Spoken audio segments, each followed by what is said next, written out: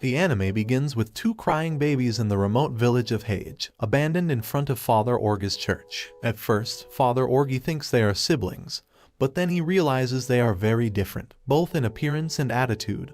One is very calm, and the other is restless and energetic. These babies are named Yuno and Asta, and that's how Father Orgi promises to take care of them and provide them with a home. 15 years later, we see Asta as a spirited and loud young man, swearing to Sister Lily that he will someday become the Magic Emperor, and proposing to her, but he is kindly rejected, although that's not enough to make him give up. Faced with Asta's uncomfortable insistence, Sister Lily casts a water spell to get rid of him, but Asta keeps insisting, so this time he is hit by Yuno's water spell, who has now grown tall and has a calm demeanor. Yuno is arrogant towards Asta and criticizes him, pointing out all his negative qualities, like being noisy, short, and intolerant, things that a woman would never like. Unlike Asta, Yuno seems to be popular with women and pleases Sister Lily, which makes Asta jealous and wanting to settle it with a duel. Although Asta is very confident, the other boys say he won't be able to beat Yuno because Asta can't use magic. Not being able to use magic frustrates and angers Asta, as most people his age can already use it.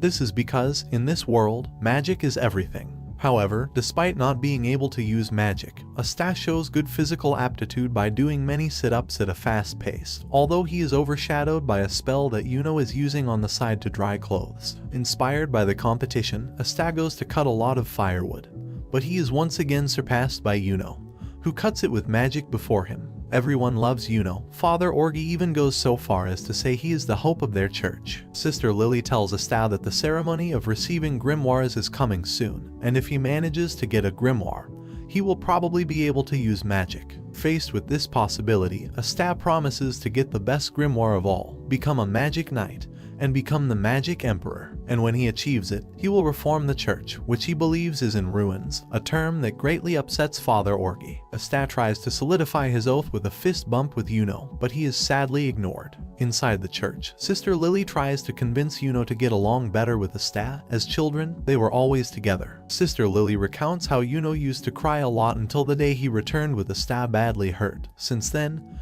he changed and stopped crying. Indifferently, Yuno claims he can't get along with Asta. Meanwhile, we see that Asta has been training his physical fitness day after day, now reaching 1,000 sit-ups. His routine includes drinking Maguro leaf juice to increase his magic power, although it doesn't seem to work. Asta has no trace of magic. However, he continues to swear that he will become the Magic Emperor. In March, the 15-year-old children of the Clover Kingdom gather at the Grimoire Tower to receive a grimoire that enhances their magic power. Asta is very excited about the idea of being able to use magic and catching up to Yuno. The test is full of unpleasant participants who discriminate against those of lower social status, saying that only nobles can pass. Next, the tower's guardian appears, and the ceremony begins. The guardian comments that this region has never before produced a magic emperor, and very few knights have distinguished themselves. Then, the guardian starts distributing grimoires, and all the participants receive their own. Some are satisfied, and others disappointed, especially Asta,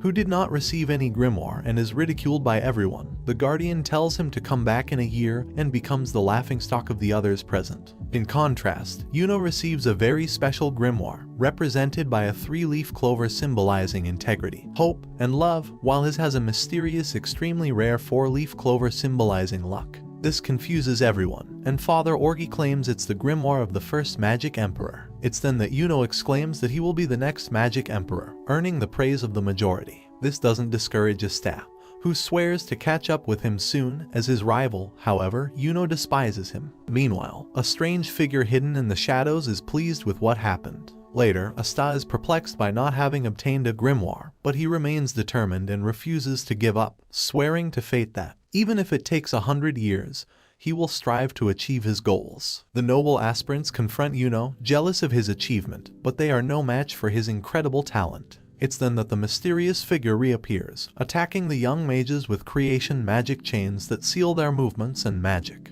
The man's identity is that of the former magic knight Rivchai, who is now an exiled bandit. Rivchai tries to steal Yuno's grimoire, not to use it since only the user can, but to sell it to collectors who would pay a fortune for such a special grimoire. Rivchai also takes an interest in Yuno's pendant but is stopped by Asta, who appears with a rough entrance. Rivchai taunts Asta and shows him a large scar on his face. When Rivchai is about to attack Asta, it's the first time that Yuno shows concern for him. Despite not having magic, Asta doesn't back down and charges at Rivchai, displaying great agility to dodge his chains. Just when it seems Asta is about to land a punch, he is caught by a chain, and Rivchai takes the opportunity to injure Asta with his dance of viper chains. Rivchai's attacks are powerful and leave Asta out of action. Lying on the ground, Asta still doesn't give up, but Rivchai interrupts him and continues to mock him. He tells Asta that his chains sense the magic power of the person they touch, and they sense nothing from him. This crushes Asta's morale, realizing that no matter how hard he tries,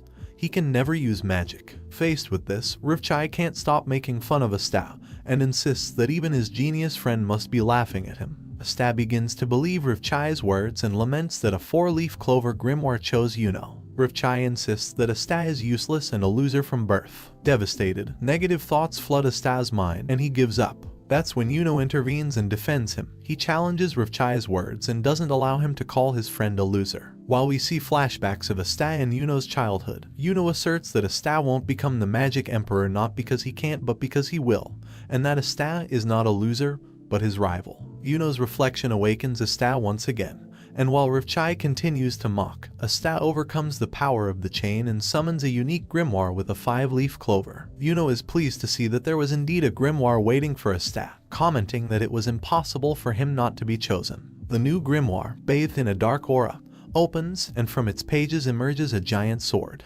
Rivchai is intimidated by this display of power and is forced to retreat. Normally, grimoire clovers have 3 leaves representing honesty, hope, and love. On the other hand, the 4th leaf hides good fortune, while the 5th leaf symbolizes demons. Against all odds, Asta gets up and wields his new sword, with a demonic shadow covering his back. Now, Asta is ready for the counterattack. Meanwhile, Yuno has a memory from 10 years ago when they were children with Asta. Back then, Yuno was still a crybaby, and Asta always took care of him. Yuno was happy by Asta's side and loved his enthusiasm. During a picnic, Yuno laments that the bread is tough, but Asta doesn't seem to mind and eats it anyway, just to please Sister Lily, who prepared the food. Despite still being a child, Asta was already proposing to marry Sister Lily when he grew up, but Sister Lily rejects him, saying that the bread was made by Father Orgi, so he should marry him instead. Asta doesn't like this at all and acts like a spoiled child who really wants to marry Sister Lily. Yuno tries to convince Asta to give up since Sister Lily belongs to the clergy and can't get married.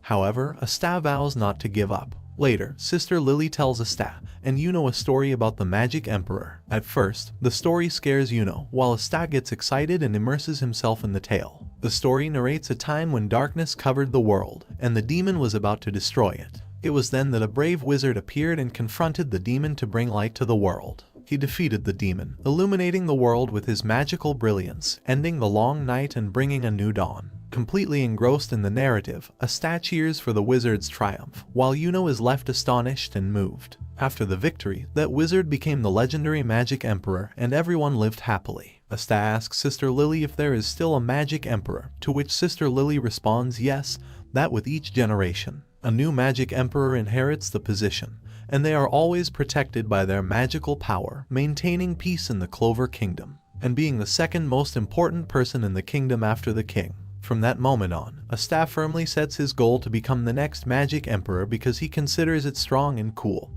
and he wants to become just as cool. But more importantly, if he becomes someone important, he can make everyone happier and reform the ruined church. Afterwards, Asta takes the opportunity to propose to Sister Lily again, but she rejects him once more. Time passes, and December arrives. Asta remains steadfast in his determination to become the Magic Emperor, and trains to learn magic, failing in every attempt, and also failing in his quest to marry Sister Lily. On the other hand, Yuno can't get Nash to stop crying, which makes him cry as well, so Asta offers to take care of Nash, stating that if he's going to become the Magic Emperor, making a baby stop crying should be easy. Obviously, he fails, and it's Sister Lily who ends up calming the baby. Then Father Orgi arrives and asks for a favor. Asta is the first to volunteer. The task is to deliver a letter to the mayor, a task so important that Father Orgi ignores Asta because he's worried he'll mess it up and continues looking for someone else to do it, offering it to Yuno. Father Orgy can't go himself because he has to visit the mayor of the neighboring village to get food donations for the winter. Yuno accepts the assignment and sets off with the letter, while Asta is sent to gather more firewood. As he can't use magic, he's assigned all the physical tasks. As Sister Lily predicted, that night was very cold and snowy. In the village, a bartender kicks a drunkard out of his bar, and the drunkard happens to see Yuno passing by. The drunkard notices Yuno's pendant and immediately realizes its potential value. Yuno completes his task and delivers the letter to the mayor, but when he sets off on the return journey, he is surprised by the drunkard, who had been following him. Meanwhile, in the church, Asta and Rekka are concerned that it's late, and neither Yuno nor Father Orgy have returned. And Asta has a bad feeling. Back in the village, the drunkard attacks Yuno to steal his pendant. Yuno asks him to give it back, but the drunkard wants to exchange it for money to continue drinking at the tavern. The drunkard hits Yuno and discriminates against him for being poor. Yuno doesn't give up and continues asking for his pendant back, attempting to use a spell. But being so weak, he only receives mockery from the thief, who even threatens him with death. That's when Asta arrives shouting and charges at the drunkard, although he easily shakes him off. Asta attacks again and yells at him to return the pendant, enduring the blows from the man. The difference in strength was evident. The adult was superior to the child, and each blow was devastating. Asta's ferocity and determination make the drunkard finally give up and release the pendant, tired of his persistence. Despite being battered, Asta reminds Yuno that he will always protect him. Back in the present, Yuno states that Asta always achieves the impossible. Rivchai is terrified by the mysterious dark grimoire and the sword that appeared suddenly. Asta raises his sword and effortlessly destroys the magical chains. Pushing his body to the limit, Asta flexes his muscles and charges with the sword, announcing that his magic is to never give up, delivering a brutal blow to Rivchai that sends him flying into the wall and knocks him out. Finally, all the physical training that Asta had done over the years bore fruit and served a purpose, allowing him to wield that heavy sword.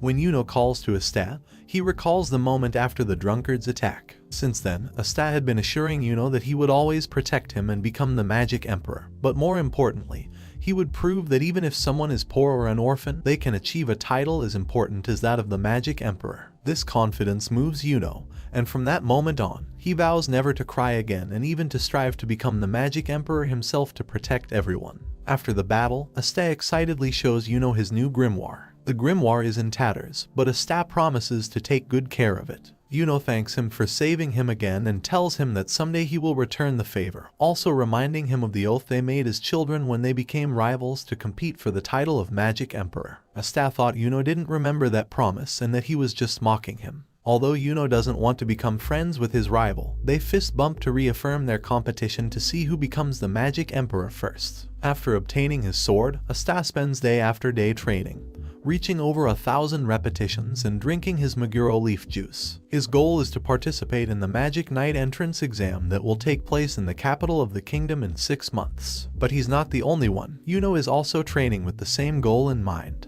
Asta's determination has Father Orgy worried. However, the Guardian won't raise objections since the participants he had faith in were discouraged after their encounter with Rivchai. Although, in reality, Father Orgy is saddened by the idea of Asta leaving for the capital. Despite caring for him a lot, they don't have much confidence in him and believe he'll lose and return soon. The Guardian doesn't know why he received a grimoire without having magic, and he suspects the 5-leaf clover. As for Asta and Yuno, they compete in everything, even to see who can get to the church first, a race that Yuno wins. Annoyed, Asta challenges him to see who can enter the church first, but Yuno uses a wind spell to make him fall, winning again. Nash feels concerned about Asta and visits him during his training. He believes that the poor and orphans don't have the right to become knights, but Asta convinces him otherwise. To celebrate Asta and Yuno's departure, Father Orgy organizes a special dinner at the church. Father Orgy makes it clear to Asta that no one believes he will pass the exam. Nevertheless, Asta remains undeterred. The next morning, Asta and Yuno bid farewell to the children, Sister Lily, and Father Orgy. Then, Nash, inspired by Asta, reveals that he also dreams of achieving anything he sets his mind to. Thus, Asta and Yuno set off towards the horizon, leaving the village behind. Sister Lily watches them go and reflects on how much they've grown and how they motivated each other to become stronger. There was a long journey between Hage Village and the royal capital. During the trip, Asta can't contain his excitement, while Yuno is surprised that he's not at all scared of what awaits them. Asta daydreams about returning to the village as the Magic Emperor and marrying Sister Lily.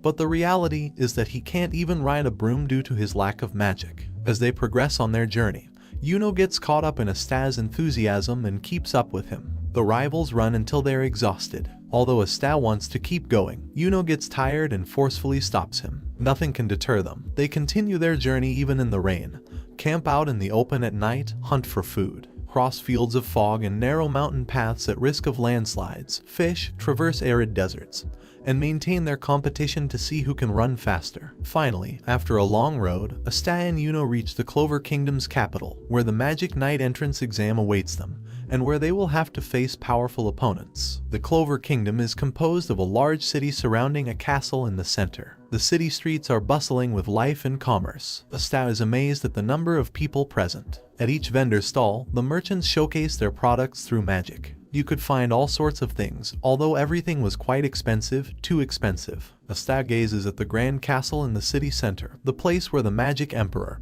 and the king reside, and he assures himself that it will be his home one day. In the village church, although Nash pretends to be calm about Asta's absence, the truth is that everyone misses him a lot and hopes he does well in the exam. Finally, Asta and Yuno arrive at the exam site. The venue is filled with candidates of all kinds. Family members applaud all those who dare to enter. Inside, the participants must register. Everyone is surprised by Yuno's 4-leaf clover grimoire. The receptionist assigns a number to each one. Yuno gets 164, while Asta gets 165. Meanwhile, in the courtyard, the candidates meet the anti-birds, creatures that get closer to you the less magical power you have. Obviously, no anti-birds approach Yuno, while Asta is surrounded by a swarm of them. Asta runs to get rid of them but ends up colliding with Yami Tsukihiro. Their encounter is unfortunate, and Asta chooses his words poorly when apologizing, so Yami, who has an aggressive personality, decides to kill him. Fortunately for Asta, Finral Rulacase, a womanizer and one of the few users of special magic, arrives just in time to get Yami. Gordon Agrippa, an expert in cursed magic who cannot communicate well with others, is with Finral. It turns out that Yami got lost on his way to the bathroom and ended up in the candidates area. Furthermore, his identity is that of the captain of the Black Bulls, a group of mages that cause more destruction than help.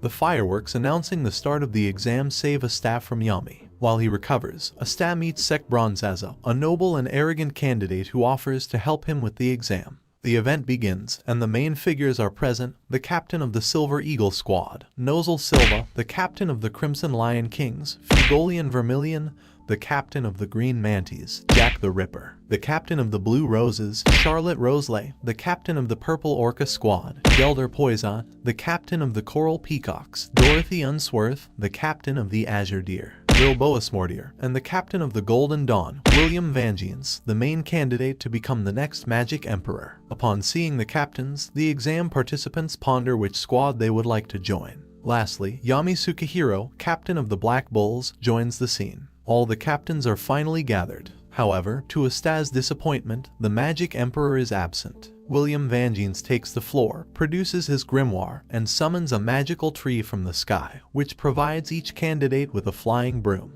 William Vangeans explains that they will undergo various trials, and the captains will evaluate them to select those they consider suitable for their squads. Thus, the first test consists of flying with the brooms, the basic mode of transportation for mages. Most candidates succeed, and Yuno proves to be the best, while Asta can't even take off the ground. On the other hand, Noel Silva remains hidden but decides to join the test. However, Nozel Silva tells her that nobility doesn't need to undergo tests to be accepted, since her destiny is assured in the Silver Eagle Squad. The exam progresses with various trials: magical power test, magical power control test, creation magic test, and evolution magic test. Obviously, Asta fails in each and every one, while Sek attempts to show him how it's done. Then, the final test arrives, a series of battles. The candidates must form pairs and face off, able to use their grimoires. Sek offers to fight Asta, as no one else chose him. It's then that Sek reveals his true intentions. All this time, he had been mocking Asta and using him to stand out. The battle begins, and Sek immediately covers himself with bronze creation magic, creating a cannonball that works based on counterattacks. Asta summons his demon sword and effortlessly destroys Sek's shield, leaving everyone present astonished. Asta's incredible speed surprises William Vangeans, who thinks he used some kind of teleportation spell. but Yami realizes it was simply due to his physical development. Despite the victory, those present continue to mock Asta for wanting to become the Magic Emperor. They take the badly injured Sek away on a stretcher, and the event continues. Different participants showcase their abilities one after another, and Asta feels overwhelmed and excited by what he's witnessing. Outside the arena, Yuno is confronted by an arrogant noble candidate, Salam Dahapshas, who believes his ability and power will far surpass those of a mere commoner. Without a word, Yuno accepts and enters the arena with Salam. The noble candidate keeps mocking him and initiates the fight using his full power. However, this means nothing to Yuno, who effortlessly repels Salam and defeats him in an instant. Yuno's demonstration not only surprises the other candidates but also the members of the jury. After the round of battles concludes, the jury proceeds to announce the participants who passed the test. If any squad wishes to recruit a particular candidate, they will raise their hand, and the candidate can freely choose to join or not. But if no one raises their hand, it means they cannot become Magic Knights and must leave immediately. The selection criteria are very rigorous, and many participants are ignored. When it's Yuno's turn, all the jury members raise their hands to claim him, something that hadn't happened until then. So, to follow the best path to becoming the Magic Emperor, Yuno chooses to join the Golden Dawn. Next is Asta's turn, but no one raises their hand. However, just when it seemed Asta would be left out, Yami speaks up and explains why no one chose him. The reason is simple: to be a Magic Knight, you need magic, something Asta doesn't possess. Yami demonstrates his overwhelming power, jumps into the arena, and challenges Asta. He explains that if Asta still wants to be the Magic Emperor, he will have to surpass the 9 captains, and asks him if he still wants to be the Magic Emperor with Yami right in front of him. Asta responds that even if he doesn't join any squad, even if he stumbles, and regardless of what others say, he will become the Magic Emperor someday. This amuses Yami, and he ends up inviting Asta to join his squad. Obviously, Asta gladly accepts the invitation. After a long day, the exam finally ends, and the losers depart. Asta and Yuno reunite, but Asta begins to suffer the effects of the grilled purple snake he ate earlier, and rushes to the bathroom, not noticing that Sek was looking for him to seek revenge for the humiliation he endured, leading him to join the Green Praying Mantises, a squad he despises. However, Yuno interrupts Sek's revenge attempt. Yami was not pleased that Asta made him wait so long for the bathroom and sends him through a portal created by Finral since he has no way to move without magic. As a result, Asta arrives at the Black Bull's base, an old, somewhat run-down, and gloomy castle. Excited, Asta runs to greet everyone inside the base but is expelled by an explosion. Asta didn't know it, but he had joined the worst Magic Knight squad. At the Golden Dawn headquarters, Yuno is greeted coldly by Klaus Linetz, a knight who doubts that a commoner is worthy of belonging to their squad. Klaus makes it clear that they won't recognize him easily. Asta discovers that the explosions were caused by a fight between 2 Black Bulls members while seeing other knights exhibit very strange behaviors. Asta doesn't let himself be intimidated and shouts his introduction but is sadly ignored. The place seems chaotic, with members breaking everything around them.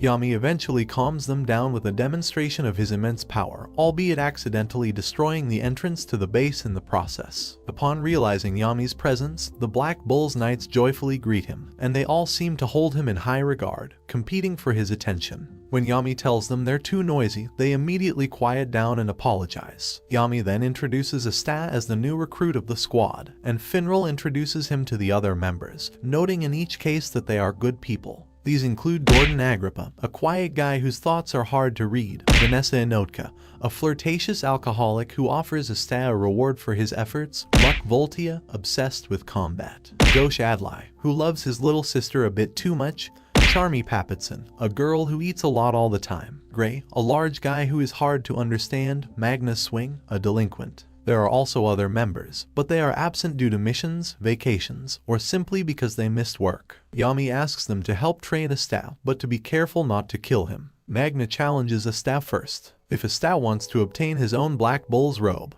he must pass the initiation ceremony. The first test involves 5,000 sit-ups, the second consists of 5,000 push-ups, the third is lifting a huge rock, the fourth is breaking that huge rock with a headbutt, and the final test is dodging or blocking Magna's magical attack. Magna and Asta take their positions, Asta summons his sword, and Magna conjures a fire baseball bat. Without mercy, Magna starts batting multiple fireballs at great speed, but Asta manages to dodge them. Then, Magna conjures a massive explosive fireball. The attack is so fast that Asta realizes he can't evade it, and his mind goes into crisis. However, his body doesn't give up and responds with a flat blade sword swing that deflects the fireball back at Magna. Yami notices that Asta's sword can cut and repel magic, which is very strange and interesting. Despite the powerful impact, Magna remains standing without any issues, as he cancelled his magic just in time. It seemed like Magna was furious with Asta and was about to do something to him.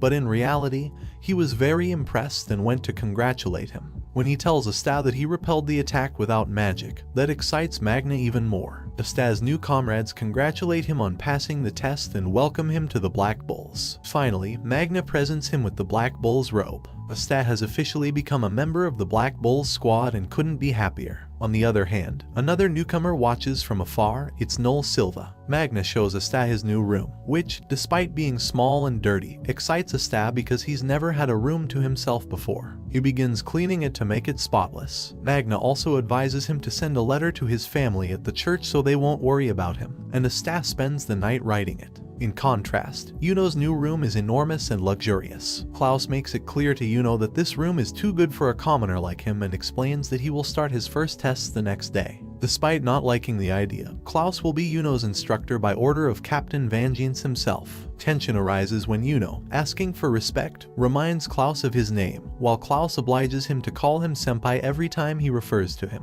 The next day, a messenger owl arrives at the village church with letters from Asta and Yuno and delivers them to Sister Lily. Father Orgy and the children are overjoyed for Yuno, but when they read Asta's terribly written letter, they can't believe he passed the exam and was accepted into an order. However, they are all happy that he succeeded. Asta starts the morning with a lot of energy, delighted that everything that happened to him wasn't a dream. He puts on his robe and leaves his room for his first day of work, determined to give it his all. However, as he exits, he collides with a pillar that he swears wasn't there before. Magna explains that the castle constantly changes its shape, so he shouldn't worry. He then takes Asta on a tour to show him the rest of the base. First, he shows him the enormous dining hall, where Charmy was eating. Then, he shows him the bathtub, which is scalding hot for Asta, but Magna insists he must endure it. Gordon Agrippa is also there and reveals that he finds it pleasant to bathe in company. Next, he shows him the hallway to the girls' rooms, filled with deadly magic traps that will kill any man who tries to pass through. They then come across the toilet, but they find Yami using it, so they quickly leave to avoid getting killed.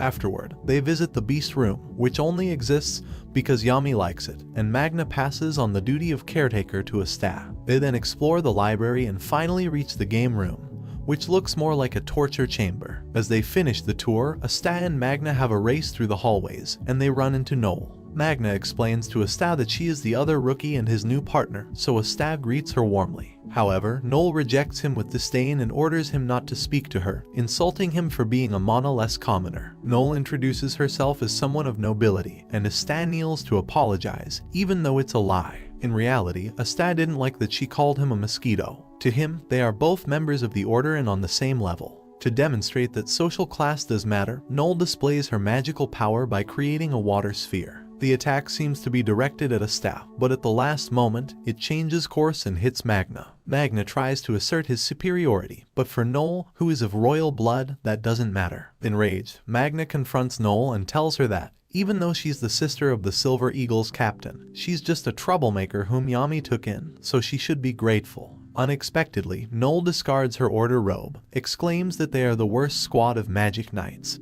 and declares that it's no place for someone of royalty, then storms off. Asta gets lost while searching for the bathroom and ends up outside the castle. He is then attacked by a water sphere from Noel, leaving him soaking wet. Asta peeks to see what's happening and discovers Noel training. Noel is exhausted after multiple attempts to hit the target, revealing that she has an aiming problem, and all her attacks go off course. This frustration stems from her family's mistreatment, with her brother even saying he wished she had died instead of their mother and calling her useless. To prove herself otherwise, Noel continues to train diligently to improve. When Asta's anti-bird, which always accompanies him, leaves, the noise it generates makes Noel aware of his presence. She thinks he will also mock her for her lack of skill, and when she goes to attack him, her lack of control causes the water sphere to trap her instead. The Black Bulls members notice the situation. The small water sphere has turned into a very large one, and Noel is trapped in the center, drowning. Yami explains that if they use magic to attack, she will also get hurt. There's not much they can do, not even Finral's spatial magic can rescue her. Faced with this situation, Yami entrusts Asta with the task because his attacks are not magic. However, there's a problem. Asta can't reach Noel because he can't fly, so Yami tosses him, and Asta goes flying.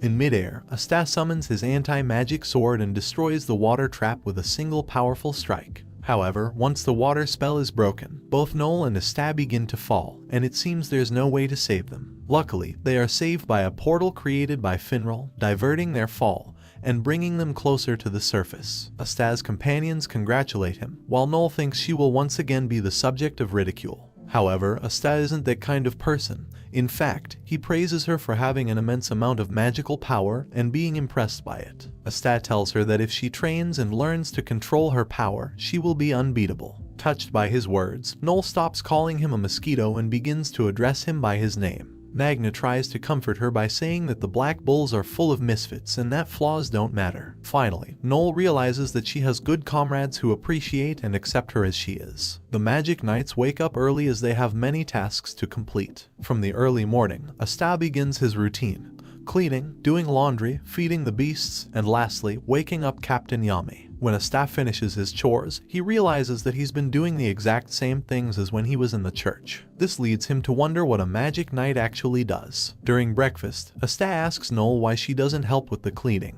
She responds that it's because she's of noble birth and has never washed clothes or cleaned once since she was born. Asta again inquires about what a Magic Knight does, and Magna explains that their duty is to defend the kingdom. Vanessa adds that they also need to safeguard the safety of civilians. For Luck, it's a fun job because they get to fight and beat up criminals without getting reprimanded. For Gauche, it's a wonderful job because his sister admires him, and with the salary, he can buy her things. Finral thinks it's a great job because he can save girls and become popular among them. The conversation shifts when Charmy complains that the food is gone and her stomach is only 80% full, so she summons some cooking sheep to prepare more food. To everyone's surprise, Gray uses his magic to transform into a replica of Asta, and speaks clearly, wishing him luck with his work. Each member of the order is extremely peculiar, and Noel wonders if she truly fits in there. Despite all the explanations, Asta still doesn't understand what it means to be a Magic Knight. Yami arrives and calls Magna for a mission. Asta wants to join, but Magna tells him that a kid can't go since it's a mission for adult men.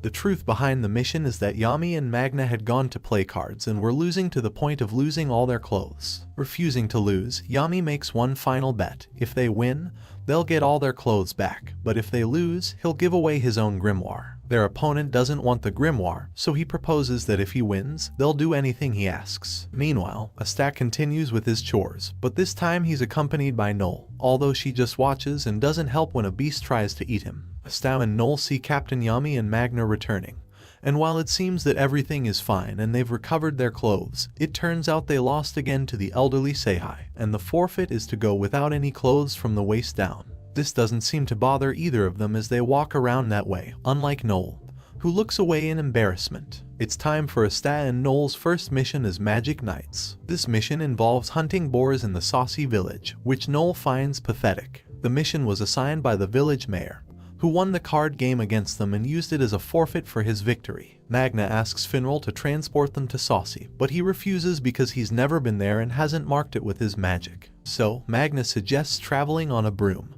but neither Asta nor Noel can ride one. Thus, they have no choice but to travel together on their companion, the Crazy Cyclone, a broom with a heavy metal design. Asta is fascinated by it, while Noel finds it horrible. The journey seems like it's going to start in the worst way, and they nearly crash into a tree after a tumultuous takeoff. However, the broom quickly finds its course, and the journey begins. Traveling with 3 people is quite challenging. Noel is somewhat afraid of the speed at which they're flying, and when Asta holds her waist to keep from falling, she reacts with an elbow strike and knocks him off the broom. Fortunately, Magna arrives to rescue him before he hits the ground. Unbeknownst to our heroes, another magical portal is opening in Saucy, and the mysterious traveler takes care of the boars with ice magic before they arrive. It seems this strange individual is searching for a supposed magical jewel in the village. Our heroes arrive in Saucy and are immediately met with a strange sight. The village is completely covered in mist. Magna knows something is wrong, so he asks Asta to use his sword to cut through the mist. Slowly, they make their way through,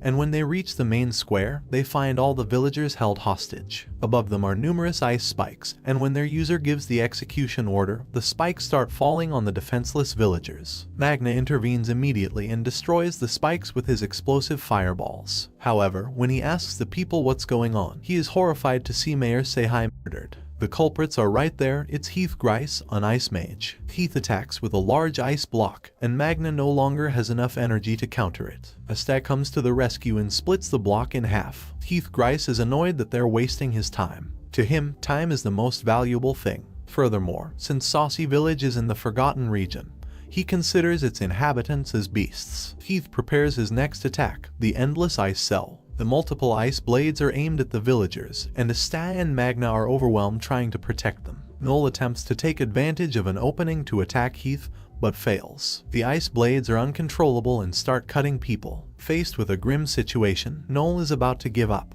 But when a little girl begs her to save them, she gathers her courage and learns a new spell, a gigantic water shield that blocks the ice blades. When the perfect moment comes to counterattack and strike their enemy, Asta seizes the opportunity and delivers a deadly blow to Heath. However, Heath had frozen the ground, slowing Asta's momentum and reducing the effectiveness of his attack. Heath wounds Asta with an ice lance. Despite the immense magical power of Noel's spell, for Heath, it's just a matter of time before he finds an opening to break through it. In just 25 seconds, he will have frozen Noel's water. While Magna has the elemental advantage with his fire, the difference in power levels nullifies that advantage. Victory seems assured for Heath. However, Asta gets back up and keeps charging at Heath, even though he is repeatedly outpaced by Heath's speed. Nonetheless, Asta persists. Magna remembers how kind the people of Saucy were to him. He knows he can't give up. Likewise, Asta, who finally understood that he must become the Wizard King not just for a promise but to protect people, keeps pushing forward. Magna re-enters the battle and joins Asta. They prepare a strategy based on the baptism ceremony. Putting their souls into one final attack, Magna unleashes a powerful barrage of explosive fireballs. However, Heath shields himself without much effort. The Ice Mage believes he has already won and is ready to execute Magna, but he never expected Asta to be completing the strategy right behind him. Asta hits the fireballs, launching them directly at Heath and his men. Magna survived the ice blades thanks to a small water shield created by Noel. Heath has no respite and manages to freeze the flames covering his body, but he's quickly overwhelmed by Asta, who delivers a fatal strike. Once the ice mages are defeated, Magna traps them with his flame-binding magic. However, one of the mages uses a spell to disappear and escape. Asta celebrates their victory and lets out a powerful shout, but he falls to the ground from physical exhaustion. The villagers thank the mages for saving them and watch as an anti-bird emerges from Asta's clothing and soars into the sky. The anti-bird enters the church and finds the magical stone that Heath and his mages were searching for. A while later, Heath wakes up again. He's still bound by the fire restraints, and his magic has been sealed.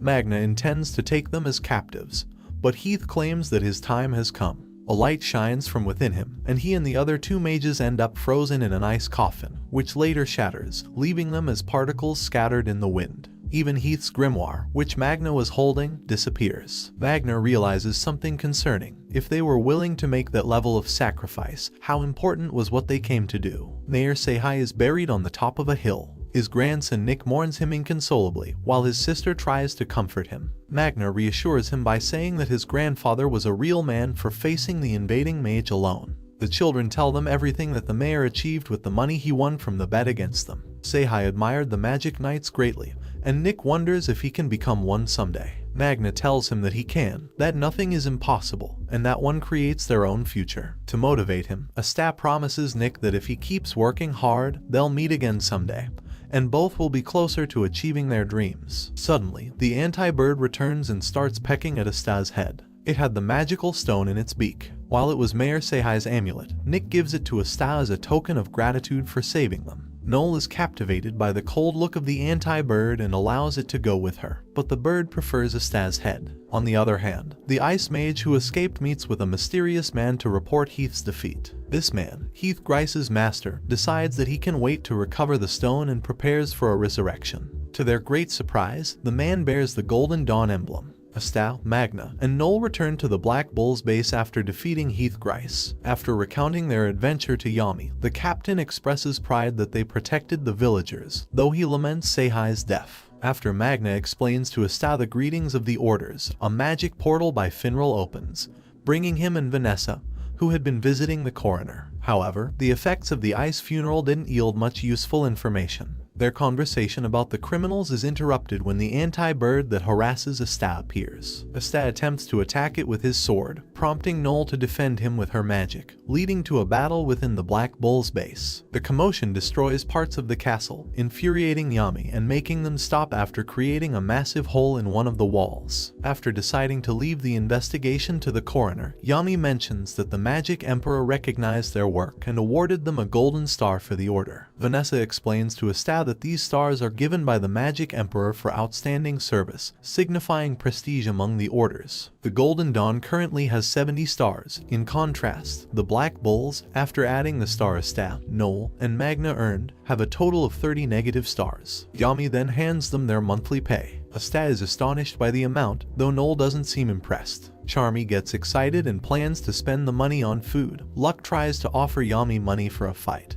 and Gauche plans to buy clothes for his sister Marie. The captain informs them that they'll have the next day off, but Gordon mumbles about wanting everyone to go somewhere together, although no one pays attention. When everyone leaves, Vanessa asks what they'll spend their money on. Asta's plan is to send it all to the church, something that Magna praises. Magna plans to send money to a village as well but intends to multiply it through betting first. Vanessa suggests keeping some for himself, but when she hears that Asta doesn't know what to spend it on, she invites them to go shopping in the castle town on their day off. At night, Asta writes a letter to Sister Lily in Hage Village, telling her how well he feels in the Magic Knights. He recounts how Magna used him for target practice with his fire magic, setting his hair on fire. He exaggerates how they were recognized by the Magic Emperor, claiming that he will become the Magic Emperor in a month. Asta is proud of his letter and is sure it will bring tears of joy to Lily. The next day, Vanessa takes Asta and Noel on her broom. As they converse, Asta tries to hold onto Noel's waist to keep from falling, and she instinctively pushes him, causing him to fall. When they arrive in Kika, the castle town, Asta is excited by how impressive it is, reminiscing about the first time he was there before the Magic Knight's entrance exam and thinking about his family in Hage Village. As they walk, they see Gauche flying on his broom while carrying a huge pile of clothes for his sister. They then hear Charmy's voice and find her in a restaurant competing with the chef. They also spot Finral inviting a woman, accompanied by her brothers whom he mistakenly thinks are her children, to eat. While walking, Asta can't help but get excited about everything he sees and doesn't know what to spend his money on. As they walk, they overhear people whispering as they pass by with their Black Bull's cloaks, recognizing Vanessa as the drunken witch. Later, Vanessa reveals that she bought medicinal herbs and antidote ointment, which was her reason for coming to the town. Having completed her task, she leads them to an alley. After walking a bit and reaching the end of the alley, Asta and Noel are surprised to see her pass through the wall, leading them to the black market. Vanessa tells Noel that the reason she brought them there is partly because they might find a tool to help her control her magic. In one of the alleyways, Asta notices a large crowd gathering. Vanessa tells them that this place is not for novices like them, and moments later they hear Magna's voice heading there to place a bet. In one of the businesses in the black market, Sek is seen losing in a card game against an elderly woman. He then leaves, disheartened, and as he walks through the alleys, he encounters Vanessa and Noel, who catch his attention. Noel tries on an accessory that supposedly could help her better control her magic, but when she creates a water bubble, it goes out of control and hits Sek. Ignoring the hit, Sek tries to impress them in a desperate attempt to flirt, but he is ignored by both of them. Later, Asta arrives excitedly with the type of toy he had bought, and that's when Sek discovers that Vanessa and Noel are Black Bulls, just like Asta. In his mind, he also blames Asta for ending up in the Green Mantis order. In another alley in the black market, the woman Sek had previously lost to in the card game walks carrying a bag of money in her arms, which causes a thief to run by and steal it. Asta runs in response to her cry for help to chase the thief. After Sek discovers that Vanessa and Noel are fellow members of the same order as Asta, the young noble from the Green Manties tries to mock Asta, asking him if he shouldn't be looking for ways to earn points instead of wasting time, reminding him that they have a negative number of stars. He is then surprised to find that this doesn't discourage Asta, and in fact, the Magic Emperor granted them a star after their first mission.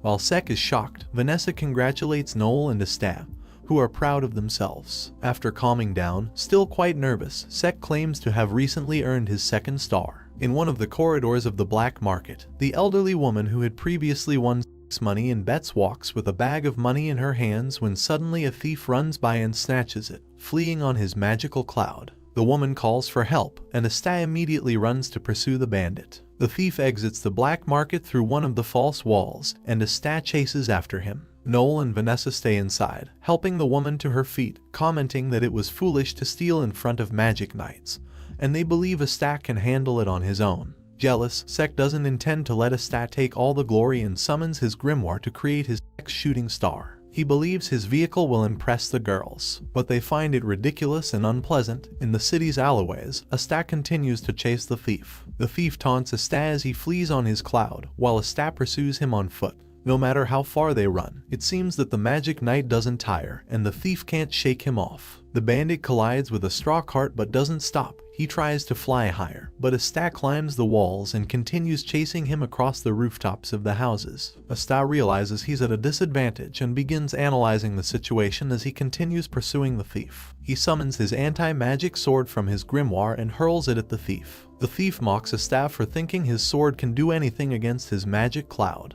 However, the sword immediately pierces the cloud and dispels the spell, causing the thief to fall from the sky. The thief, surprised by what just happened, manages to land on his feet. Asta attempts to strike him with his sword as he descends, but the thief evades the blow. Sek passes by Asta with his vehicle and rams into the thief head-on with his shooting star. While bragging about his work, the thief stabs him in the foot with a dagger and inflicts a poison spell on Sek. Terrified, Sek falls to the ground, preparing to die. Asta tries to keep him conscious, but Sek is busy contemplating the future he thinks he won't live to see. Defeated and dying, Sek tells Asta that he must reach the top for him as well since Asta defeated him. Sek begins to fade, but he realizes that he's not dying after a few moments. Asta smacks him in the eyes with his hand to wake him up and get him back to his senses, telling him that he must survive. Meanwhile, Vanessa is applying ointment to his foot, revealing that the poison couldn't have killed him and could only numb him. With the thief captured, Sek boards his shooting star with him to take him to the headquarters and says his farewells. Back with the elderly woman, Asta returns her bag of money, and the three black bulls bid farewell. As they leave, the elderly woman expresses curiosity about Asta's anti-magic ability, and several flashes of light envelop her, revealing that she was actually Julius Novachrono, the Magic Emperor. As he contemplates Asta's potential, a light appears in front of him. Marx Francois, using his communication magic, finally manages to locate the Magic Emperor. He scolds him, believing that he doesn't take his position seriously since Julius often wanders around the city in search of fascinating types of magic. While they talk, Julius notices a carriage flying with two people on brooms, and he gets excited upon realizing that in that squad is the Golden Dawn rookie, Yuno. Julius decides to search for new types of magic and uses his magic to disappear in front of Marx, who is annoyed by his attitude. In the sky, Klaus Lanetz travels in a steel carriage he created. With Salim Hapshas on board, Mimosa and Yuno are flying on brooms next to it. As they travel in silence, Klaus thinks about his companions, Yuno, who was the candidate that all the captains wanted to recruit in the entrance exam, and Mimosa, who comes from royalty. Their first mission is to be Salim's bodyguards, and Klaus recalls how William assigned them this mission. At the Golden Dawn base, William had told Klaus that they would escort Salim to the Heart Kingdom. When Klaus asked if he had heard the name Lord Hapshas, he replied that he had only heard negative things about him, such as him being a nouveau riche. William also mentioned that Lord Hapshas apparently felt safer with magic knights as his bodyguards, and that he was very generous with them every year, so they couldn't refuse his request even if they wanted to. As they continue their journey, Klaus also remembers that Salim lost to Yuno in the last test of the entrance exam, which influenced his decision not to join the Magic Knights. He tries to think about why Yuno would be assigned as their bodyguard. Then, Mimosa breaks the silence by saying she's nervous about her first mission and tries to engage in a conversation with her companions. However, Yuno responds coldly, and Klaus tells them not to let their guard down. Klaus perceives Yuno as an insolent rookie. Salim asks Yuno to come closer to talk, and Yuno watches him closely, wary of him. The nobleman mentions that he requested Yuno as his bodyguard to apologize to him while trying to praise him for being invited to all the night orders and possessing a 4-leaf clover grimoire, encouraging him to pursue his dream of becoming the magic emperor. After mentioning that they have a long way to go before reaching the Heart Kingdom, Salim asks Yuno if he could tell him more about himself. Yuno responds that he comes from Hage, a village in the Forgotten region that Salim has heard of, mentioning that the first magic emperor who defeated the demon came from there according to a certain legend. Yuno adds that it's not just a legend, and the giant demon's skull is there. Yuno continues to recount that he was abandoned at the church as a baby, and he never knew who his parents were. The church was poor, but the father and sister took care of him. While they continue talking, Klaus remains vigilant. Although they haven't had any problems, he believes that in the Hapshas household, there should be someone who can use teleportation, and he doesn't quite understand the reason for their mission. Moreover, there are only 3 of them. If there were indeed a risk from bandits, they would have sent more people. As Klaus finds many things suspicious, Mimosa notices a large black cloud ahead of them. Yuno goes to investigate without consulting anyone, and as he observes the clouds, he is attacked by several fire projectiles. He manages to dodge the attack as 4 bandits emerge from the clouds: Abra, Babra, Cabra, and Dabra. Abra attacks again with his fire magic, but Yuno neutralizes it with wind. Cabra attacks from behind with ice magic, but Yuno manages to stop the icicle with wind before it hits him. Although he manages to stop it, it makes him lose balance, and he falls from his broom. The 4 bandits try to go after Yuno, but as he falls, he summons a white hurricane hawk, with which he strikes all of them, leaving them defeated. Klaus watches suspiciously as one of the enemy's collars draws his attention. Yuno uses his wind magic to regain his broom and stand on it, regaining control of the situation. Mimosa and Salim are amazed by Yuno's abilities, and Klaus thinks about how the bandits went directly after Yuno, and didn't seem interested in Salim. Near sunset, they land in the forest. Salim thanks Yuno for saving him, acknowledging his efforts, and that he didn't even have to use his Salim's rising lightning god to help, expressing more interest in him now. Salim asks if Yuno could take him to his village to see where he lived to become so strong. Klaus interrupts to mention that it's too far, and after the recent attack, they should stick to their route. Salim insists that no matter who pursues him, they will protect him, and he insists on making a quick visit. Klaus disagrees with a nobleman going to the Forgotten region but eventually gives in. Klaus reshapes his steel vehicle to transport Salim to the Hage church. Lily excitedly receives Yuno after seeing them land while she was walking in front of the church. Yuno tells her that they're making a quick stop for a mission. Klaus is annoyed by being in the Forgotten region. Lily introduces herself to Klaus, whom she already knew from the letters Yuno sends her. When Klaus asks her what Yuno wrote about him, she turns away to ignore him.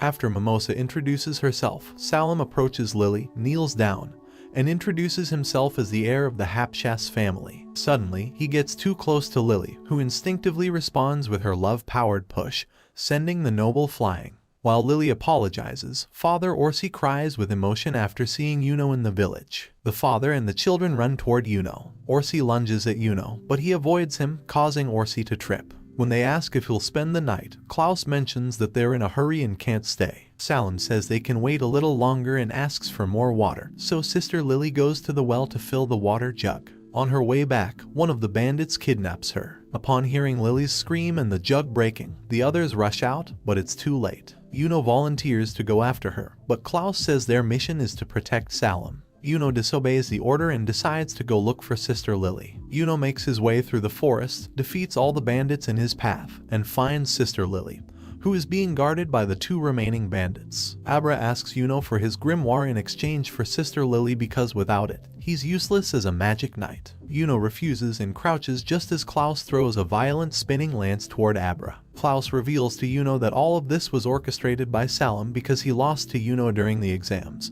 which is why he didn't become a magic knight. Yuno thanks both Klaus and Mimosa for their help. Klaus decides to take the bandits to the capital but wonders where the last one went. It turns out that Julius Novachrono had captured the last one and disguised himself to be present during the conflict. Sister Lily safely returns to the Hage village. Meanwhile, Klaus, Mimosa, and Yuno return to the Golden Dawn base, where William Vangeans tells them they've earned a star from the Magic Emperor. Klaus is happy about getting a star but tells Yuno never to disobey him and go alone again. Yuno agrees. Meanwhile, at the Black Bull's base, Asta learns about Yuno's star in the Golden Dawn. He then promises to catch up to them. On the other hand, the Magic Emperor is alerted about an anomaly and orders his men to work on it. At the Black Bull's base, Asta is doing push-ups while Magnus sits on his back. They are trying to come up with a name for the anti-bird, settling on Nero. Yami Tsukihiro arrives and informs them that a new dungeon has been discovered. Dungeons are like ancient tombs containing relics. This dungeon is located near the Diamond Kingdom.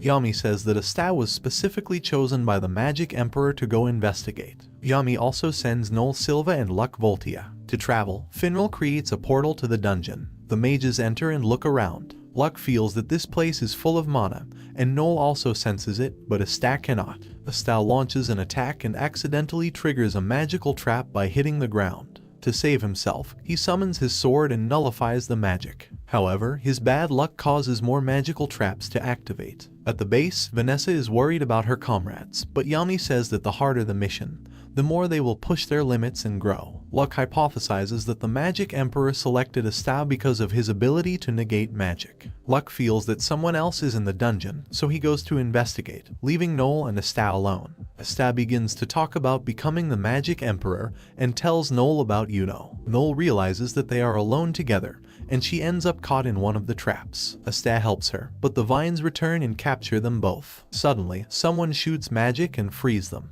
They turn to see who it might be. Yami recalls that members of the Golden Dawn were also asked to investigate the dungeon. The savior turns out to be none other than Yuno, who tells Asta that he has repaid his debt. Meanwhile, at the Golden Dawn base, Electora Sandler asks William Vangeans why he sent Yuno to explore the dungeon. Captain Vangeans tells him to trust him because he trusts Yuno. Back in the dungeon, Klaus Linetz asks Yuno why he saved Asta and Noel Silva, as their only mission is to explore the place. Mimosa Vermilion greets Noel and reveals to Asta that they are cousins. Noel is not pleased to see her and believes Mimosa is as rude as ever when she asks her how her magic control is going. Mimosa boasts that they earned a star, but Asta and Noel tell them that they also earned one, which Klaus doesn't believe. Klaus asks where the third member of their group is, but Noel and Asta don't know. Klaus finds this embarrassing for the Magic Knights. Asta brags that they will be the first to explore the dungeon and gets into an argument with Klaus about their captains, while Yuno, Mimosa, and Noel simply watch. Mimosa uses her magic to learn the dungeon's layout, and Yuno leads them. Asta and Yuno challenge each other to see who will reach the treasure chamber first. Nero helps guide Asta and Noel through the dungeon. Meanwhile, Yuno warns Klaus not to underestimate Asta. A messenger informs the Magic Emperor that a squad from the Diamond Kingdom, led by Lotus Humalt, is also in the dungeon.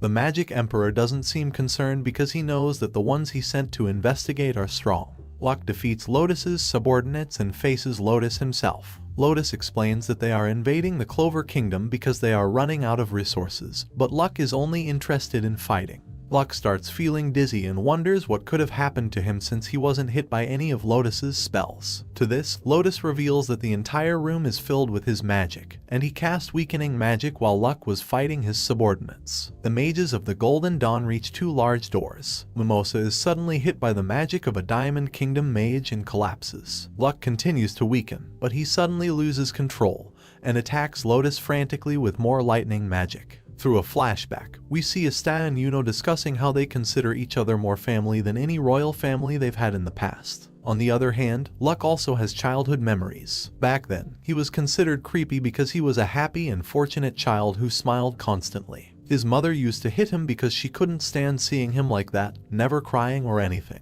When Luck uses his magic to defeat a noble who was intimidating the participants in a magic exchange competition, his mother congratulates him and warns him that no one in the world will help him, and he must use his power to keep winning and winning if that's what makes his mother happy. With this second wind, Luck attacks Lotus Humalt, but Lotus uses his magic to turn Luck into solid smoke. Mimosa Vermilion uses her magic to heal herself while Klaus Linetz and Yuno confront the Diamond Kingdom mage, Mars. Noel senses Luck's magic while they run down a hallway. Asta wants to go help him, but Noel suggests they should leave the fight to Luck and reach the treasure chamber first. Klaus instructs Yuno to head to the treasure chamber while he deals with Mars. The Diamond Kingdom mage launches a magical attack at Klaus, but Yuno intervenes and protects him. Asta arrives just in time to rescue Luck, freeing him by piercing through Lotus's spell. Klaus asks Yuno why he came back to save him, to which Yuno responds that he will stay, and the three of them will face their enemy together. Asta and Noel try to help Luck, but Luck says he doesn't need friends and can defeat Lotus on his own. Asta helps him anyway, and Luck realizes that he has never been alone. Lotus envelops them in his degenerate king's smoke prison.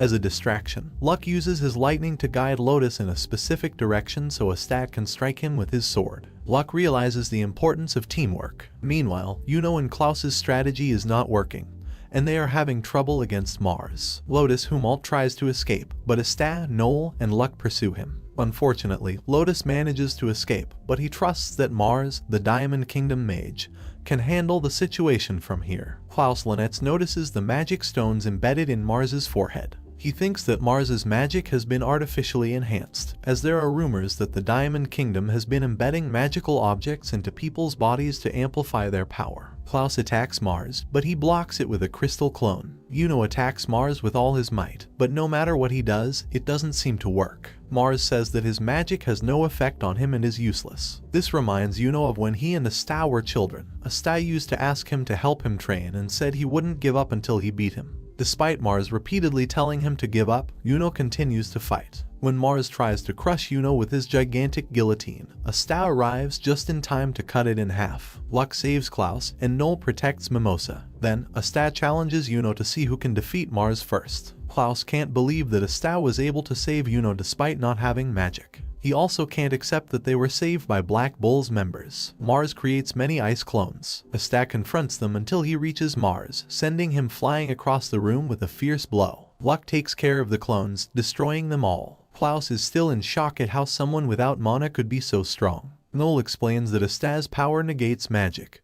but for Klaus, Asta simply got lucky to obtain that power. Mars reappears in a giant armor and crushes Asta. However, Asta resists the attack and stands up again. Mars can't believe it and asks Asta what he is, to which Asta responds that he was born without magical power and yet will become the Magic Emperor. Asta then strikes Mars and defeats him with a powerful slash that shatters the armor and leaves him unconscious. Seeing such a display of strength, Yuno nostalgically remembers when they were children and Asta tried to push his limits. After Klaus Linetz captures the defeated Mars with a containment spell, Asta goes through the magical door, and the members of the Golden Dawn and the Black Bulls venture into the dungeon to investigate the treasures. Yuno finds a scroll with strange writing that reacts to his grimoire with a bright flash. Nero points out a lock on the wall to Asta, but he doesn't understand. Suddenly, Mars breaks free and attacks the treasure, covered in his battleship Titan armor and phoenix plumage. This combination of elements confuses Klaus, as people are usually only attuned to one element. Mars first attacks Noel and then captures the rest. Mimosa tries to heal Noel, recalling how kind he was to her since childhood, even though she was bullied for her lack of magic control.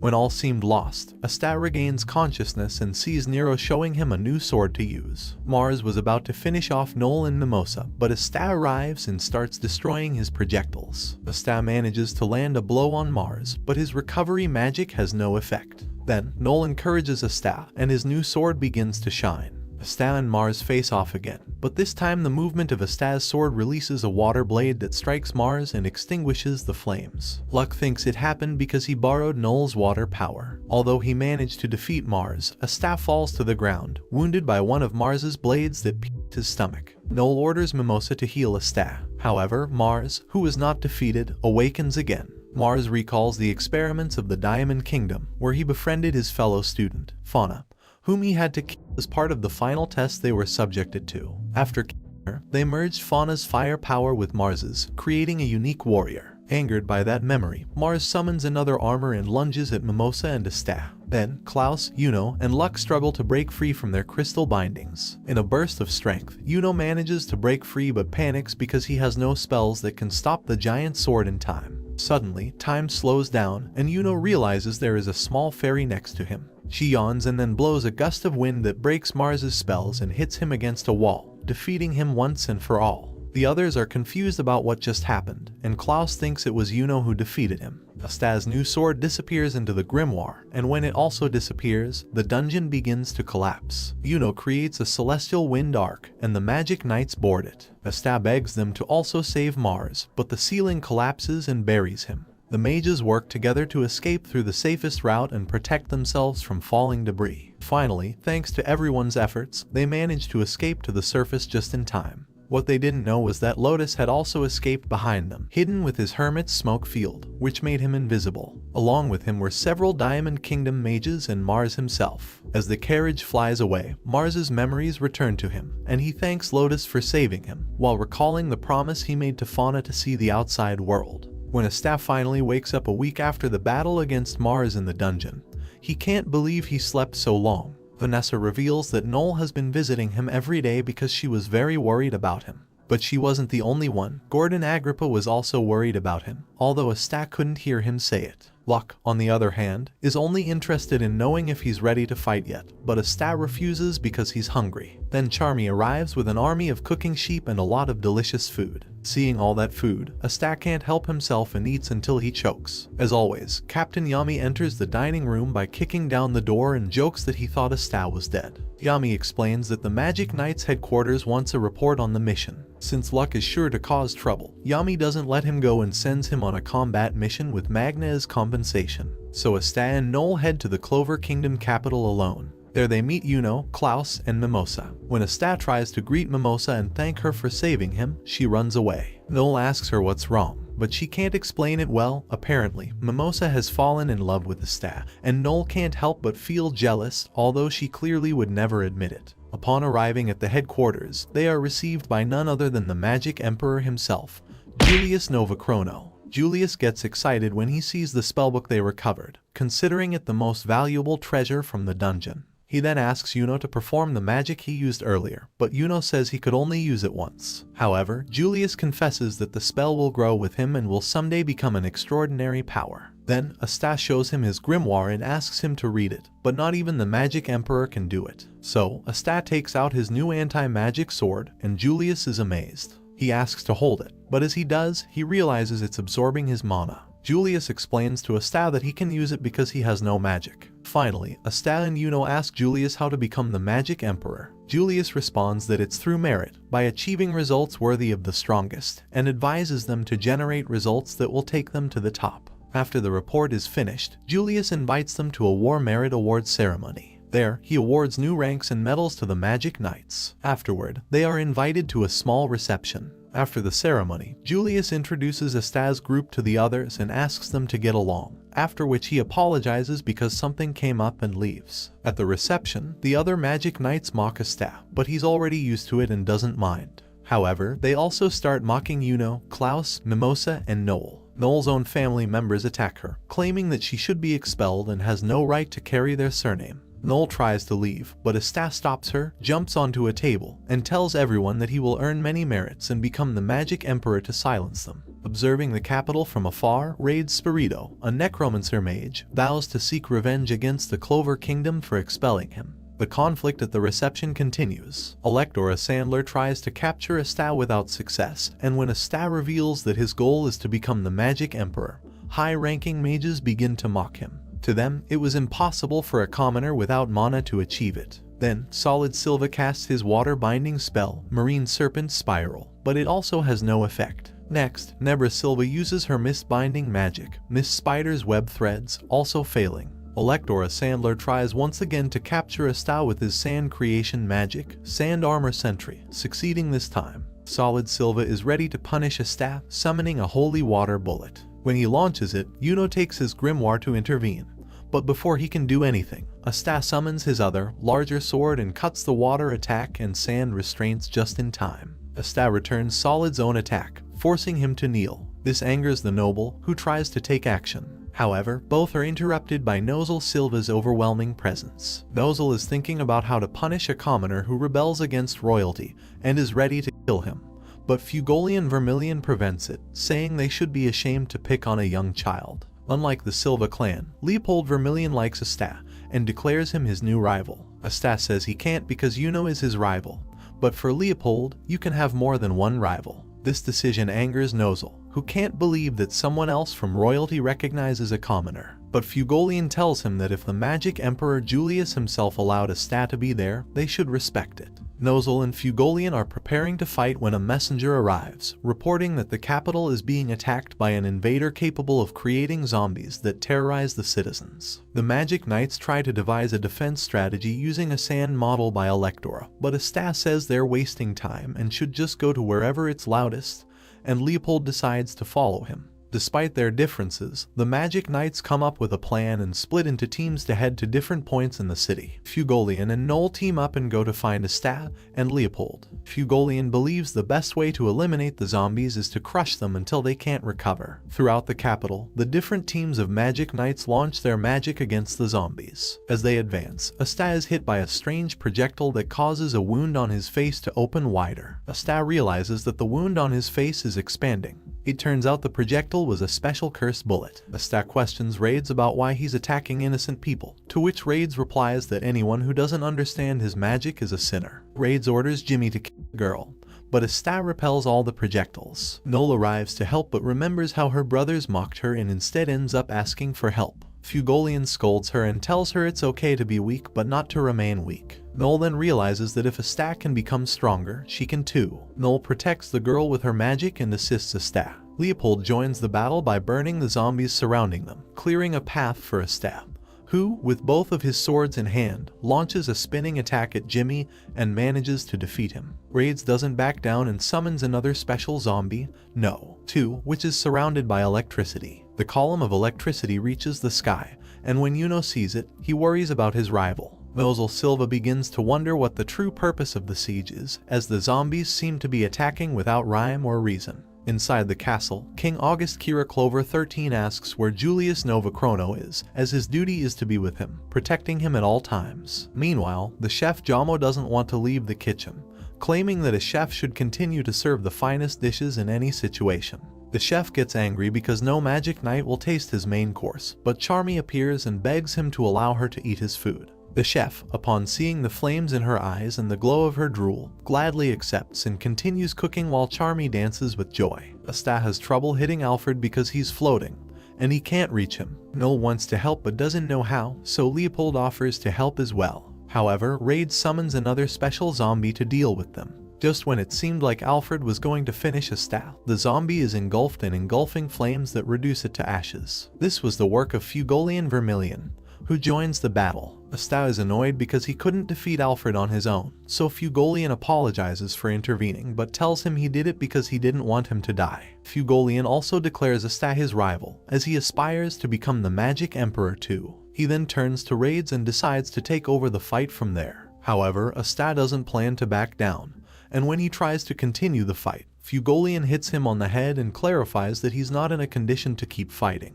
Before starting, Fugolian asks Raids what he wants with all of this. Raids then tells him that he was expelled from the Purple Orca's squad because they considered his specter magic dangerous, and thought it should be forbidden. Fugolian finds this reason childish and stupid. Raids summons Zombie No. 1, and Fugolian uses his fire creation magic, Leazenas. However, Raids is an expert in defensive magic, and Fugolian's attack has no effect. Nevertheless, Fugolian demonstrates why he's the captain of the Crimson Lions and defeats Carl with his devastating fire magic, Linear Sunshine. Raids goes into shock, and all over the capital, the zombies begin to fall. The people start cheering for the mages who saved them, not noticing that floating above them was another mysterious mage, waiting for the right moment to make her move. Completely demoralized, Raid Spirito can only watch as Noel and Leopold defeat his last zombie. Fugolian captures Raids with fiery restraints and confiscates his Grimoire. He then discovers that it only has one page, and Raids can only perform one spell. Raids is afraid they will look down on him, but Asta tells him they won't, although he reproaches him for wasting his power like that. Since he can barely stand, Noel lets him lean on her at a peculiar gesture. Suddenly, Asta senses a voice. It came from a magical device that Raids had in his ear. The voice tells Raids that he wasn't strong enough to defeat a captain on his own, and that things will proceed as planned by his master. Meanwhile, throughout the capital, the Magic Knights are being cheered by the people. Nozel Silva suspects that something is amiss. Then Yuno's Grimoire starts glowing, and unexpectedly, the ground turns black and swallows them. The mages are transported outside the royal capital. Fugolian asks Raids if there's another magic user nearby. Above the city, Catherine gets upset because she won't be able to play with any magic knights, so she starts absorbing the youthful essence of the citizens. Catherine attacks several of them until she is stopped by Yuno, the only one who escaped the spatial magic that expelled the rest. Yuno calls her an old witch, making her angry. Catherine begins to attack him with curse magic, but Yuno easily dodges it while taking the opportunity to ask her who she is and what she intends. She replies that they are there to eliminate someone but doesn't reveal who. Fugolian continues to interrogate Raids. At first, he thinks they're after the king, but then he learns that they're there for him. A new spatial magic spell appears and engulfs Fugolian, transporting him to a white dimension. Meanwhile, Yuno is hit by Catherine's attack, and then his senses start to fade. Due to this, he begins to sense mana better, as wind mages are expert mana detectors. Losing his senses elevated Yuno's concentration and helped him develop an astonishing detection ability that exceeds the limits. Finally, his Grimoire shines with incredible intensity, and Yuno manages to summon Sylph again, using her to manipulate all the mana in the city. Yuno hates losing to anyone, so, furious, he unleashes his wind attack, Sylph's Breath, and defeats Catherine in an instant. Meanwhile, Fugolian remains in the white dimension. There, he meets a certain mage, and their presence alone surprises him immensely. And that's how the first season of this anime ends. If you've reached this part of the video, let me tell you that you've been one of the few people to make it this far. So comment the word demon in the comments. Remember to subscribe to not miss any videos. With that said, see you in the next video.